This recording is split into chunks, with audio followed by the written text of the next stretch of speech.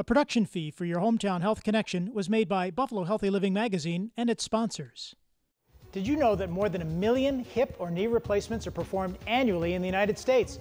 According to the National Institutes of Health, around 7 million Americans are living with a hip or knee replacement.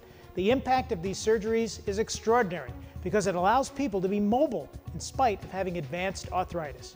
If you or someone you love needs this procedure, we'll deliver the information you need to know on this edition of your Hometown Health Connection.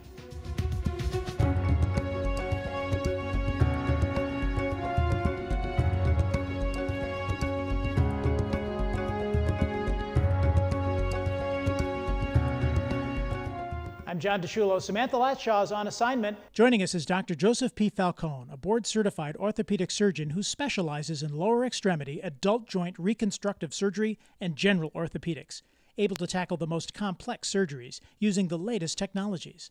Dr. Falcone's holistic approach to patient care focuses on the whole patient and the physician-patient relationship.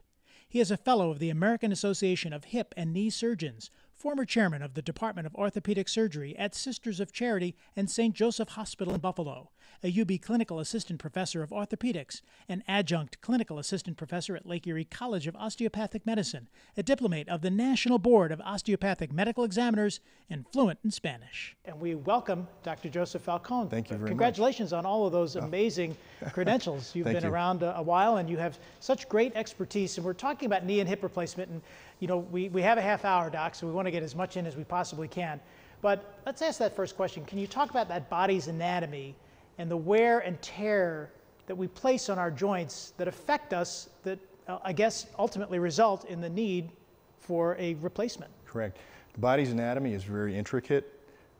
It's an amazing thing that God made, and we see so many different types of anatomy in patients. So what happens over years is that patients can wear these parts. So each part of the patient's anatomy is different. For example, the hip is a ball and socket joint, the knee is a hinge joint, so they have different mechanics and different stresses, and that turns into an arthritic condition after so many years. There's so many different types of arthritis, over 100 different kinds. The three types, the main types, are degenerative or osteoarthritis, post-traumatic arthritis, and rheumatoid arthritis. And can you be any age and have arthritis? Yes, you can be at any age. In fact, it is probably the leading cause of disability in the United States. We see probably the stats of about 54 million adults having arthritis, so 1 in 3 roughly, and that's only the ground floor. Those are the doctor-diagnosed arthritides. Those that aren't diagnosed, you could double that number. And we see about 300,000 cases throughout the world in children. Wow. So it's quite high. You know, we talked a little bit before we recorded the program about some of the age-old replacements. I mean, it goes back to the 1800s, and in the 60s, obviously things advanced in the technology. Correct.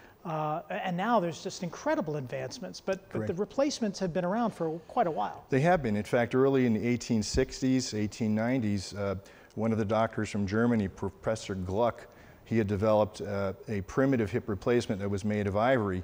In fact, even a knee replacement. Of course, those did not last very long, and then as you progressed into the 20th century, even some doctors had developed a hip replacement made of glass, and that was unsuccessful because it shattered, and eventually down to the level of using the metals and metal on metal, which were failures as well because of the metallosis that developed and the loosening of the implant. So finally, we had more technology developing in the early 70s with Sir John Charnley, who developed hip and knees that were more effective and lasted longer, and that's where we took off. And we'll get to some examples in a minute because you have a lot of props to show, but when should a person jump in and get that surgery? Is it based on the pain that they're having? How do you determine that? Generally, it's a primary doctor first to evaluate that pain. So if the patient has pain or swelling, it's usually the first thing you see, or limitation of motion of the joint, the hip or the knee joint. Your primary doctor can assess it and may order an x-ray to see what's happening. And if he determines that there is an arthritic condition where the knee joint is becoming more narrowed, then he'll refer you to an orthopedic surgeon for even more assessment. And the orthopedic surgeon will review those x-rays to make a determination if in fact surgery needs to be done. But that's the last thing that needs to be done. There's different ways to treat arthritis. Primarily, number one is weight reduction. That's what the American Academy of Orthopedic Surgeons recommends: non-steroidal anti-inflammatory medications and exercise. This can be followed by either topical analgesics, oral analgesics, or injections such as steroids. Some docs are still using visco supplements or gel shots. I think there's some argument as to whether this is effective or not, but those are good conservative measures to start with. Of course, activity modification is essential. But when all of those things fail, nothing is working, medications, topicals, shots, even bracing, then surgery is indicated. So you don't want to rush into it, you want to try all of those Correct. pieces first. And you know, there are different procedures I'm seeing here in our research. You can choose from hip arthroscopy. Correct. Hip resurfacing. Correct. Minimally invasive, and then of course the total hip replacement. So let's start, before we get into the models, hip arthroscopy. What would that be? So hip arthroscopy is the surgery where small incisions are made around the hip joint. The patient is placed on an operating room table, and the hip and leg are distracted to separate the joint so that a camera can be put into the area of the joint where there's pathology. Generally, when an arthroscope is done, it's because either a tissue within the joint has torn, such as the labrum, or if there's something called femoral acetabular impingement. So that impingement causes the bone to delaminate and causes pain. So the arthroscope can go in, see where that is, and shave away the pathology or correct the tear. And then let's look at resurfacing. Now, hip resurfacing has really kind of phased out. We tried to do something that was more minimally invasive by not removing as much of the femur bone, and unfortunately what has developed from that is the substances that we use, the metals, caused a metallosis, which is toxic to the body. So we were using metal on metal, and later down the road we found out that was not a good thing. So we really don't use those anymore. Minimally invasive, I would think, is just correct. You go as far as you can? That's correct. So with minimally invasive, everybody is talking about different types of incisions, and this is what it's referring to. So there would be the standard incision, the long incision, the mini incision, and then what I call the indecision, because there's so many options, doctors really don't know what to do. So I would tell the newer doctors out there, use an incision that you're comfortable with to get the best exposure. The mini incision is very good, but it is very technically demanding to try to get an implant in and see the structures, but it's still performed. Well, and you know, you have so much information, a wealth of information. Obviously, consultation with somebody like you need somebody who is the expert in the field like you to really help somebody through, because this is something, because once you get the major hip or the knee, that's the biggest. That's the biggest one, yes. Yeah. So going through the protocol of how you prepare for a hip or knee replacement is very important. Again, we have to look at the patient's overall health. Again, the body weight is very important in the outcome.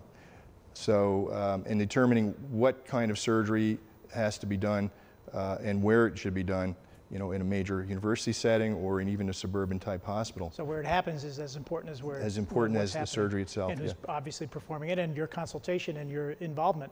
So we have about 5 minutes left in this segment. I know we talked about the props, so we'll go through them pretty quick. Let's show the actual hip. So this is a model of an anatomic model of a hip, and you can see the intricacies of it. If I turn it, all the muscles that surround the hip, and the hip socket actually sits very, very deep inside the pelvis. So in order for a surgeon to get to the pelvis, we have to carefully dissect the tissues away. Now, different surgeons use different approaches. There's several different approaches. There's a direct anterior through the thigh. There's a lateral approach to the side of the hip. There's a posterior approach. There's an anterolateral. So all of these are technically demanding. You have to be very careful because there are veins, arteries, nerves in the way, and that's why we're surgeons. The anatomy is very important to know. Very important. And let's show some older examples, because this is amazing to me. Back decades ago, we would use something similar to this, which is a unimodular type of hip replacement. It really didn't offer much in terms of neck length to give you lengthening of your leg. And I can tell you that's very heavy. We picked it up earlier. This is quite heavy, and this went in pretty easily. And then once it was fitted in, the surgeon would close the surgical wound, and the patient would be mobilized to move. Right, but that was the technology at the time. This was the technology. Let's show the new technology, because this is, to me, incredible, because it has such a synchronicity to it. Now, the newer technology, we do use what's called a mobile bearing hip. The implant itself, the stem is made of titanium. The titanium is a metal that is just as strong and flexible as bone.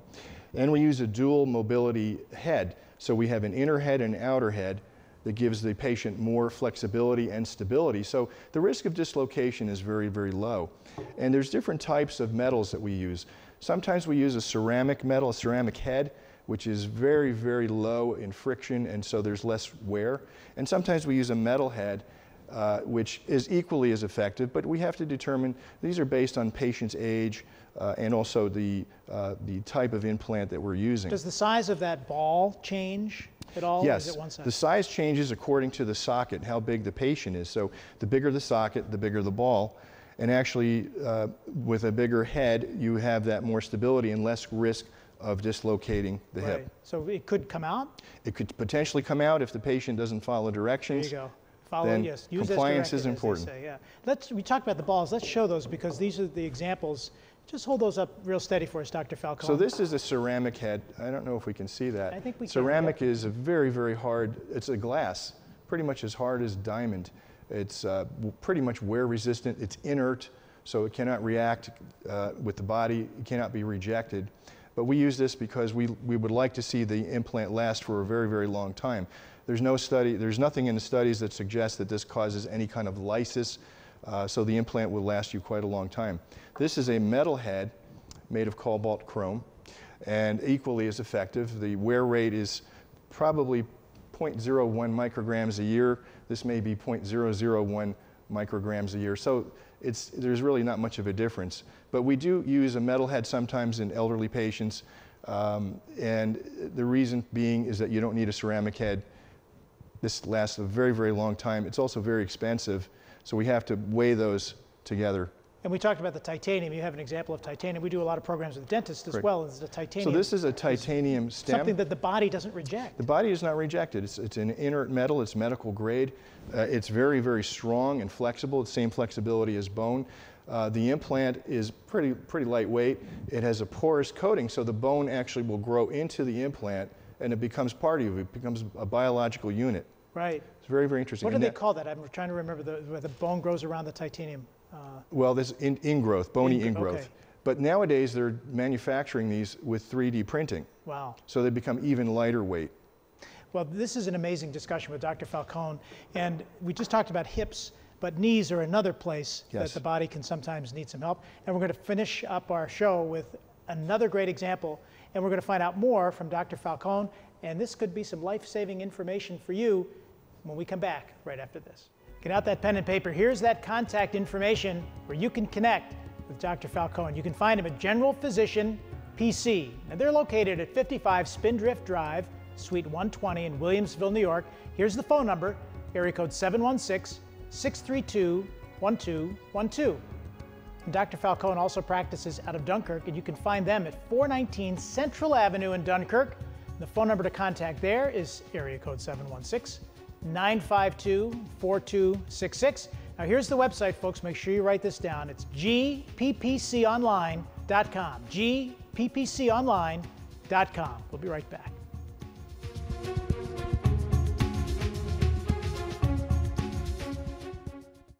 Buffalo Healthy Living Magazine is a free, full-color magazine distributed throughout Western New York.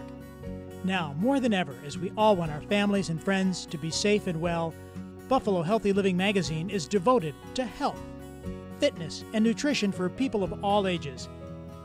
It's a great read and also has great recipes.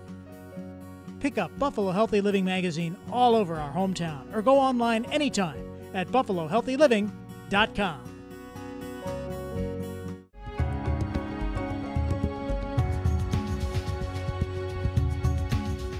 He did both of my hips back about 11 years ago.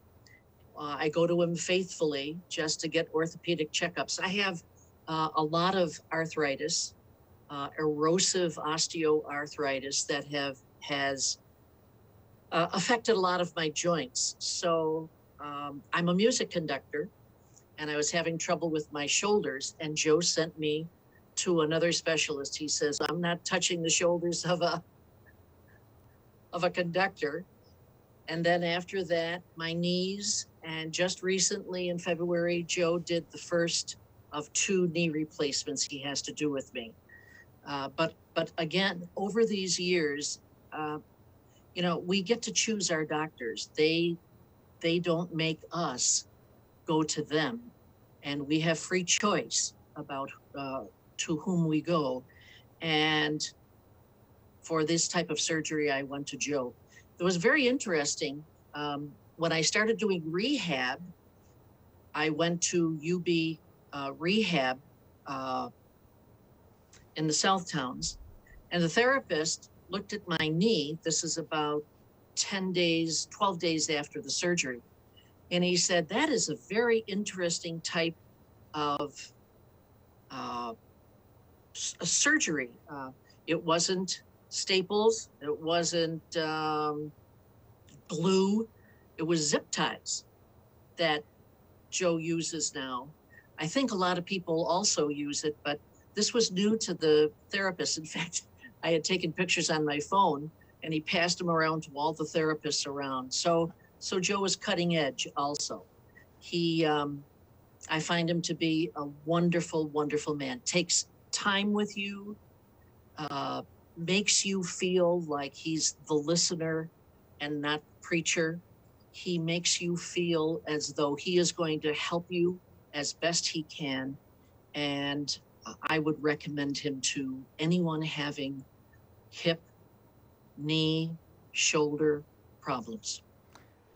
Welcome back to your Hometown Health Connection. I'm John DeSciullo in for Samantha Latshaw as we continue our conversation with Dr. Joseph Falcone, and we're talking about knee and hip replacement surgeries. And so, you know, Doc, what are some of the things that you discuss with your patients when they come in for that consultation? Because, you know, we talked in the previous segment about pain and the reasons why somebody would need this, and we talked about the varying degrees.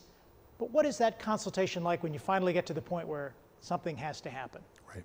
Yes, for me, it's sort of a sad ending because that's the last thing you want to tell a patient, that you need surgery. But I think at that point they're at their rope's end because they have such severe pain that they have no other choice. So I tell my patients, here is what you present with. Your x-rays show that you have very severe degenerative arthritis, you're bone on bone. And if your pain is becoming severe, intolerable, hinders your lifestyle, nothing seems to help. Shots, medications, therapy, bracing, then the last thing is surgical intervention.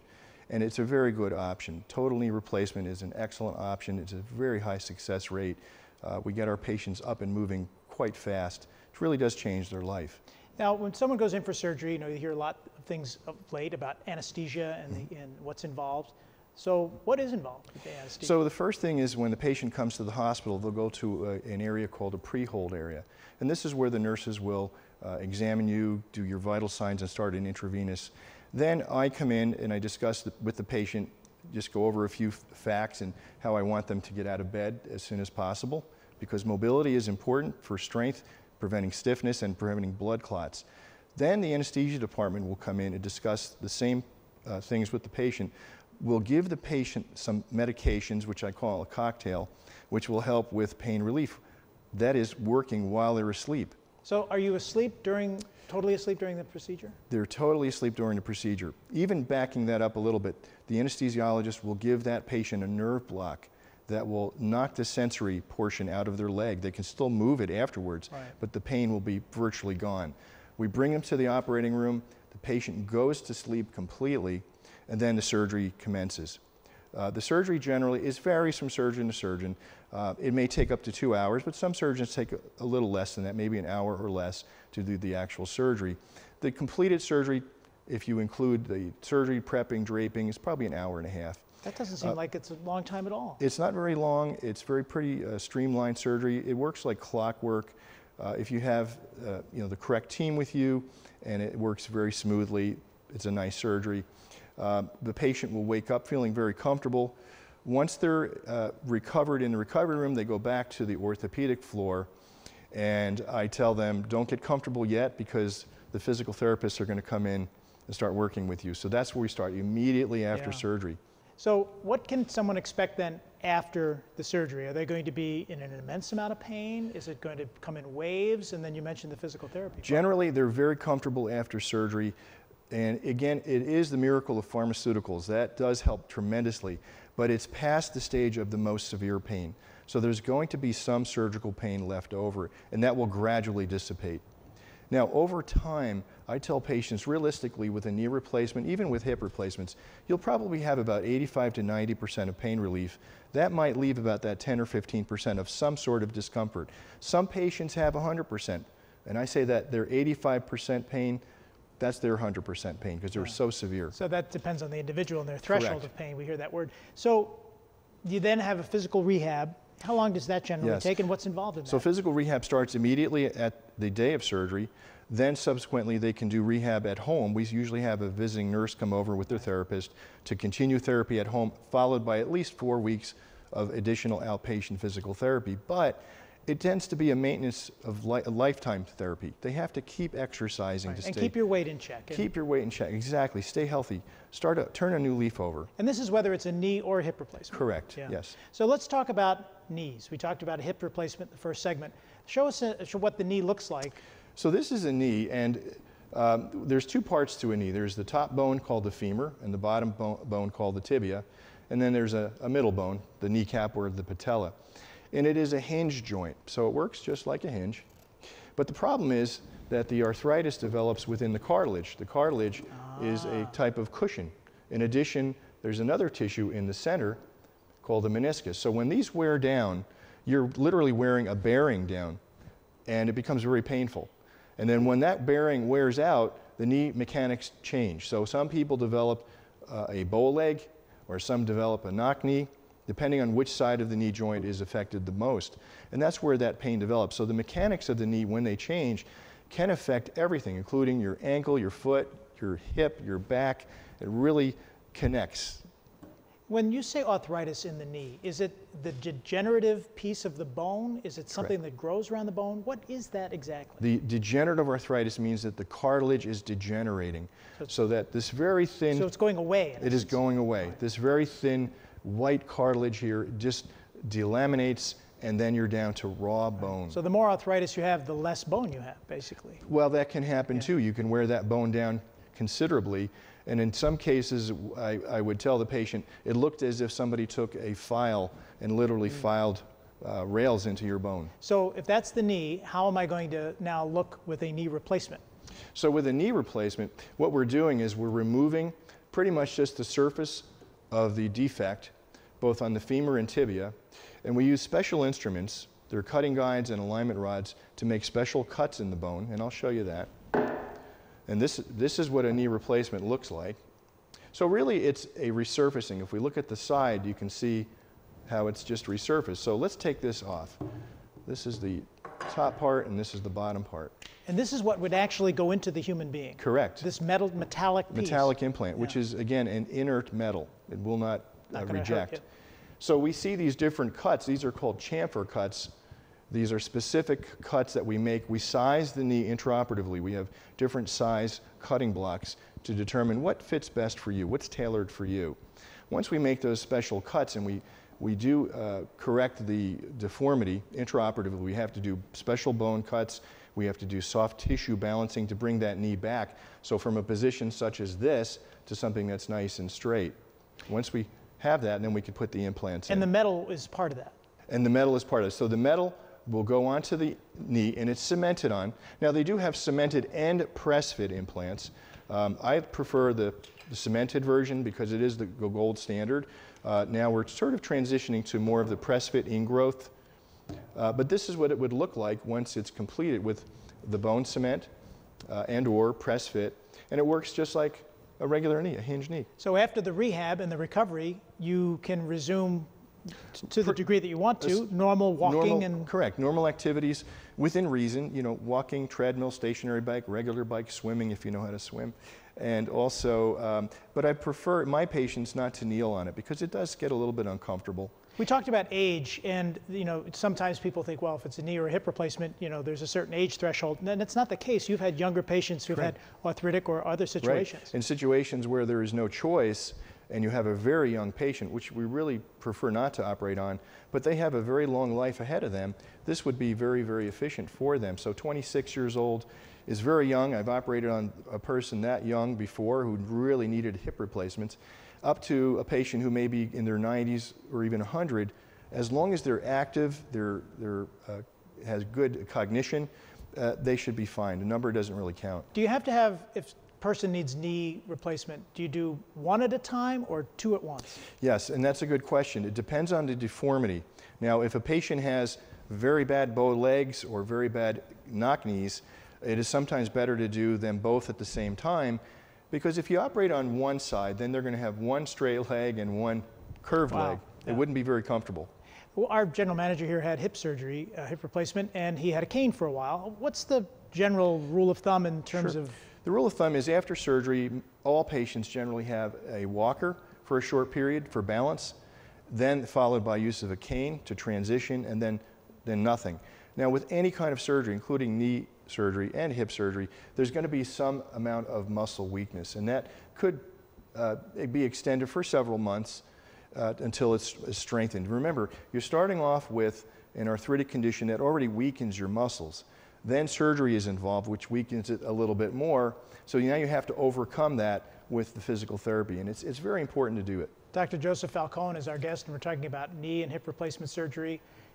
Talk to me about some of the patients and how you've changed their lives. I Sure. must believe that they are now pain-free, and it's just an amazing. Really, it's very rewarding to see the patients afterwards when they're recovered, and there's a huge difference in their appearance. Pain does a terrible thing. It is a four-letter word, and when you see them, they're somewhat grumpy. They're not happy. You can see the pain in their face, and afterwards, to see them come back and say that was the best thing I've ever done is quite a good feeling.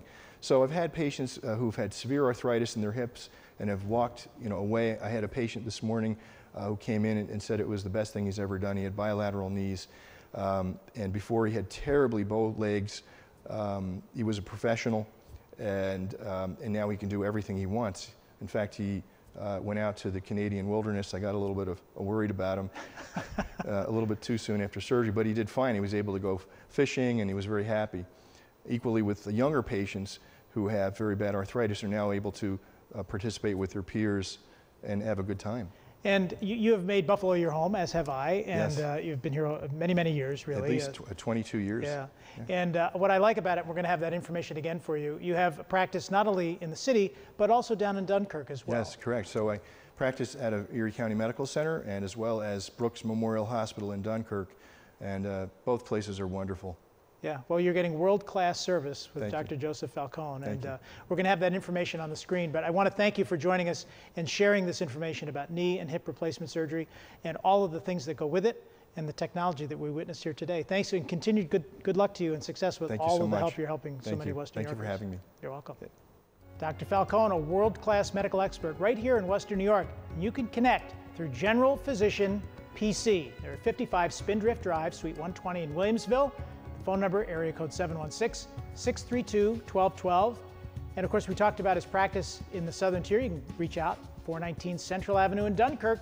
The phone number there, 716-952-4266.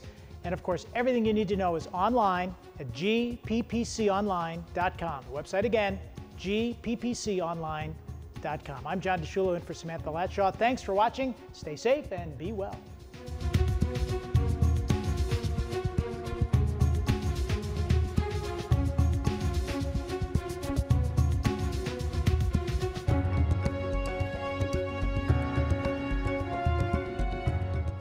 A production fee for the preceding presentation of Your Hometown Health Connection was made by Buffalo Healthy Living Magazine and its sponsors.